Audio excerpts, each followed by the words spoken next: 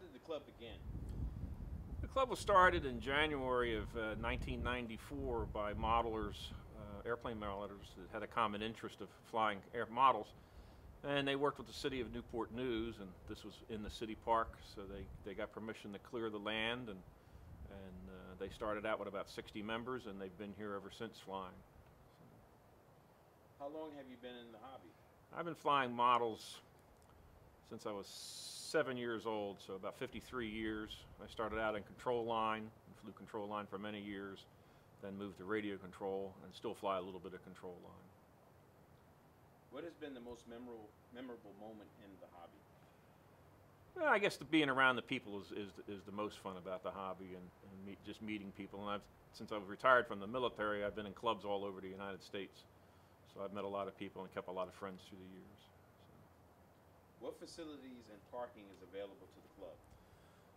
The club is part of the Newport News Park and Recreation and Tourism, and we have parking for about 40 cars.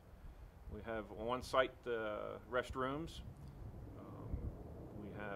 We maintain the grass for the flying area, and the city maintains all the grass in the outside areas. They maintain our road, so we have good road access. The club is open from sunrise to sunset, 7 days a week. Who's allowed access to the airfield? Well, just about anybody can come out to the airfield. Visitors are always welcome, but the only people that can fly are people that are members of the Academy of Model Aeronautics and have a permit from the city. What goes on in this particular area where you're sitting at right now? Well, this is the pavilion, which was also built by the city for us, and it gives a place for people to work on their models or just talk. We have lots of picnics and gatherings out here. We support Toys for Tots once a year, and when we have our National Model Aviation Day, we usually have a big picnic. But it's just a place for the visitors and guests to sit and talk with each other. What should visitors expect to see or do when at this airfield? Well, on a weekend, they can expect to see quite a few models being flown, from helicopters to fixed wing to multi-rotor aircraft, all different sizes and shapes, and to see some pretty good flying. We have some very good pilots, particularly in the helicopters. So, what is expected of club members? Well, club members are expected, one is to join the club, and then to follow the rules and maintain the area, keeping it clean and accessible.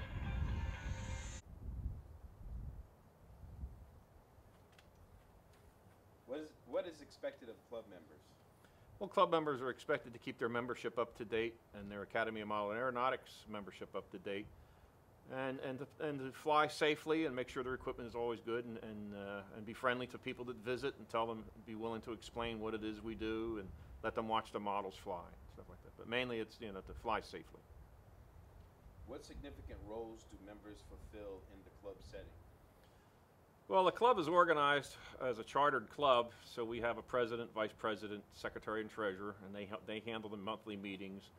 And then we also have a safety officer and a couple of people that maintain the field and under field maintenance. So, and then the rest of the club is expected to help those people out.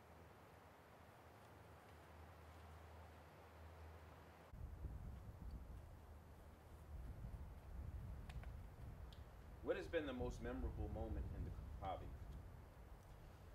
Well, I guess my most memorable moments is just meeting all the people that I've met through the years of flying models and building models and helping kids build and fly models. What should visitors expect to see or do when they have this airfield? Well, for visitors, it's mainly visual. They get to watch model airplanes fly. They see a variety of models of helicopters flying, model aircraft, fixed wing, quad choppers. Some days we have quite a few people, and the best time in any model club is on the weekends when more people are available, and they get a chance to look at the models and talk to the pilots. What's expected of a club member? A club member, other than paying his dues, is expected to help the officers of the club with field maintenance and the running of the club, and to fly safely, know all the safety rules, and fly safely. Hope you're going to edit that.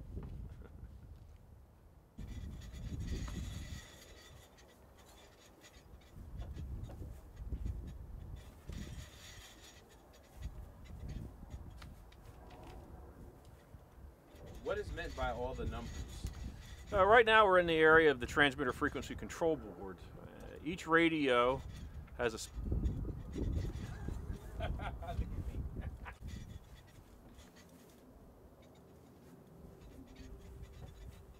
What is meant by all these numbers? Right now we're in the transmitter impound area where we control the frequencies. Each radio is assigned a different frequency, and two of the same frequencies cannot be up in the air at the same time.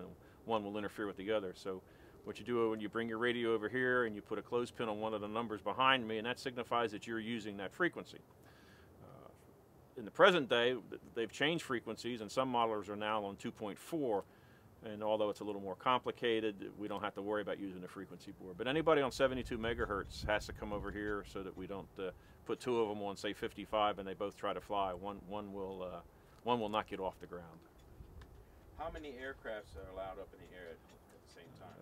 During contests, we allow 6, but under normal flying, we just allow 4. That avoids having mid-air collisions and damaging the airplanes. It doesn't sound like many, but when you're out there and you've got 4 others in the air, it gets pretty busy for everybody. So usually we use spotters next to the pilot to tell him where the other aircraft are at. What types of aircrafts are used on this particular airfield? We fly fixed wing, which would be like a Cessna or your P-51 or a Cub. We fly helicopters. We also fly multi-rotors. It's similar to a helicopter, it just has more than 2 blades. Sometimes we have sailplanes out here. And sometimes we also had a member who used to fly a control line out here where it's fly-by-wire. So, but just about anything that's radio controlled can be flown out here. Is there any advice that you would give to anyone trying to get into the hobby?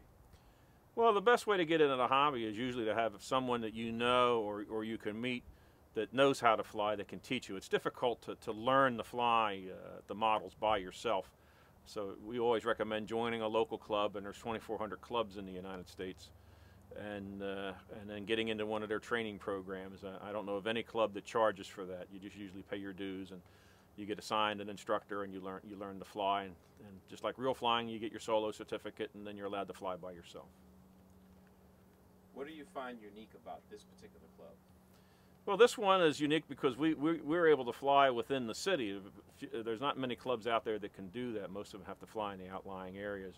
But we're on 30 some plus acres of land, all cleared, and we're away from neighborhoods. Although we're part of the park system, we're not connected to any of the other parks in the city of Newport News. So that makes it pretty unique to be able to fly close to home. And what is your position in the club, sir? Currently, I'm the club president. I've been president for 4 years, and my job is to make sure the members get what they need to fly, and I'm the liaison between the club and the city of Newport News Parks and Recreation Department.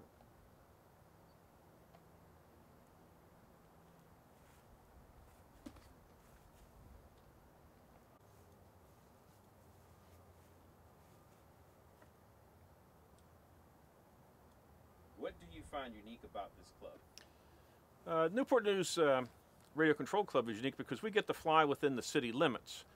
Most clubs fly 30, 40 miles away. Most of us are within 10 to 15 miles of the club. We're on 30 some acres of land and in an open area, and we're not close to the houses. And that makes it pretty unique. You won't find many clubs like that in the United States. What is your position in the club? Currently, I'm the president of the club, and my main position is to facilitate amongst the members, and I'm the liaison between the club and the city, the Parks and Recreation Department of Newport News.